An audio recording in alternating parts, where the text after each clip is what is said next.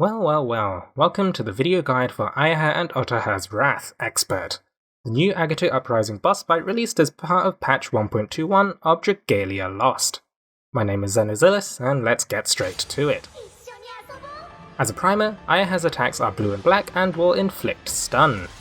Otoha's attacks are red and white and will inflict burn. Their persistent effect is Union, causing them to share the same health bar.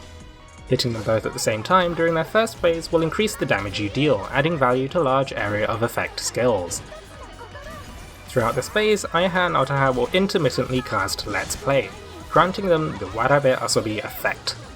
Warabe Asobi changes their affliction resistances and also grants them a pair of buffs. Tosenbo reduces the damage they take, nullify this buff by inflicting them with the damage over time affliction. Torianse gradually stacks a strength buff on them. Nullify this by inflicting them with a crowd control affliction. The nature of the Agato fights means that their rotations are not static. Mechanics may occur in different orders, or even be skipped entirely based on the amount of damage dealt to the boss. Unusually, this boss actually has 0 bog resistance, so you can actually bog them repeatedly over the course of the fight. For the Tosenbo mechanic, bog counts as a damage over time affliction. Anyway, let's go with the start of Phase 1. The fight opens with a purple dash attack from both Ayaha and Otoha, followed by the next attack, Zukurobashi. Ayaha will target the player furthest from her with a small red circle, spawning a prison. Getting hit by this, or even touching the prison afterwards, will lock you in the prison for its duration, rendering you unable to act. At the same time, Otoha will target the prison with a large purple rectangle, dealing a moderate amount of damage to adventurer's hit. This is followed by a series of red and purple telegraphs from both enemies. Dodge and iframe these as necessary. The next mechanic on the list is Kirikiri Mai. Ayaha and Otoha teleport to the center of the arena, creating a small red circle and larger purple donut AoE. The circle resolves first, so it is possible to roll into the circle and dodge it at the same time, with appropriate timing. After a few named attacks, Ayaha and Otoha will also use a series of 4 purple dashes. They will target each player once, so dodge as necessary.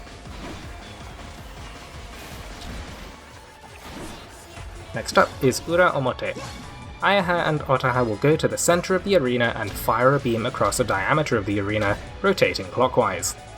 The red beam will inflict burn, while the blue beam will stun. Avoid this by circling around them clockwise. Next is Hakayoi. Ayaha will run to the furthest player, trapping them in a prison and generating a weak spot. Otoha will slowly charge a large purple dash. Free the trapped player by destroying the weak spot. After destroying the weak spot, Ayaha will be open to attack, but still be sure to avoid Otoha's dash as it deals a large amount of damage. Destroying the weak spot will cause Otoha's dash to deal a large amount of damage to themselves, inflicting burn and immobilizing them for a short duration. Following this is Tenteko Mai.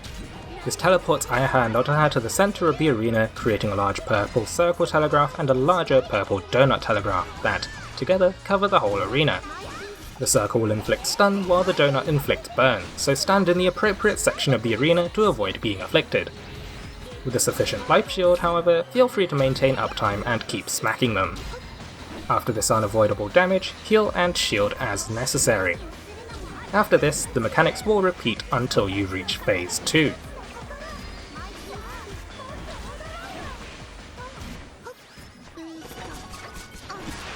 For Phase 2, after depleting the first health bar, Ayaha and Otoha will fuse into a new singular form.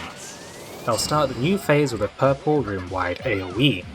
This will repeat intermittently throughout the fight, often paired with other mechanics. Shield and heal through this as necessary, and prepare to dodge the next attack.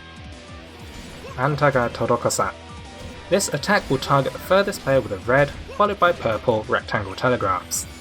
These fire from the right and left handed respectively, so be careful not to stand in the telegraphs even if you aren't the targeted player. The red telegraph will imprison you until after the purple telegraph fires a damaging projectile. After this, Ayaha and Otoha will dash towards the furthest player with a red rectangular telegraph, followed by 2 red semicircle telegraphs from their right and left hands. Shortly after this, a double exclamation point telegraph warns of a short-range AoE around Ayaha and Otoha. This is avoidable with either iframes from skills or dodging. Next up is Midare Mai. This is a rapid sequence of 4 alternating donut and circle telegraphs. The colour pattern can either be red, purple, purple, red, or purple, red, red, purple. This will force you to dodge out and then in, or vice versa. I would avoid using skills to iframe, as the attacks resolve in quick succession. Ranged adventurers can simply stay out of range of the donut to safely deal damage. The circles will stun, while the donuts will inflict burn. Following this is Kagome Kagome, which grants Ayaha and Otoha the Warabe Asobi buff, as seen in Phase 1. This encircles a player with small red butterflies. After a short period of time, these will enlarge, spawning 3 purple circle telegraphs. Hitting the boss with these circles will deal a large amount of damage and also inflict burn. Next is Onigoko, which spawns a blue butterfly that targets the player furthest from Ayaha and Otoha. This butterfly should be baited into Ayaha and Otoha, which will deal a large amount of damage and inflict stun. If a player is hit by the butterfly, it deals a large amount of damage, likely killing the player even if you aren't the one being targeted, so stay clear while this mechanic is being solved. Next is Meguri Meguru. This is essentially the same as Uramote in Phase 1, except the beams start with a 90-degree offset. This is handled in an identical manner by dodging clockwise. Next is Hana Ichimonme. Ayaha and Otoha will become untargetable and retreat to the upper right edge of the arena.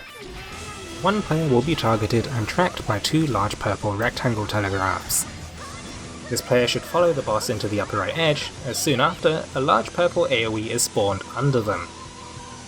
Once this circular AoE spawns, the rectangles will stop tracking, and the targeted player should retreat into the crescent-shaped safe spot. During this time, the other players should fan out, away from the upper right edge. Once the large purple circle spawns, a series of red butterflies with purple AoEs will spawn on all players, while all players are sucked towards the larger AoE. Players should take care not to overlap and clip each other with these butterflies. The final mechanic is Abukutata Nietata.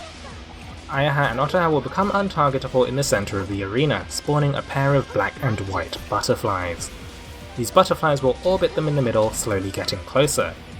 Killing these butterflies will create debuff zones underneath them. The black butterfly creates a stunning zone, while the white butterfly creates a burning zone. Allowing either of these butterflies to reach the center will trigger room-wide AoE attacks, inflicting the corresponding status ailment. Once the butterflies have either been killed or reached the center, Ayaha and Otoha will descend and begin a series of red telegraphed dash attacks targeting the furthest player. Ayaha and Otoha can be baited into the debuff zones to inflict the status ailment. After this, mechanics will repeat until the end of the fight.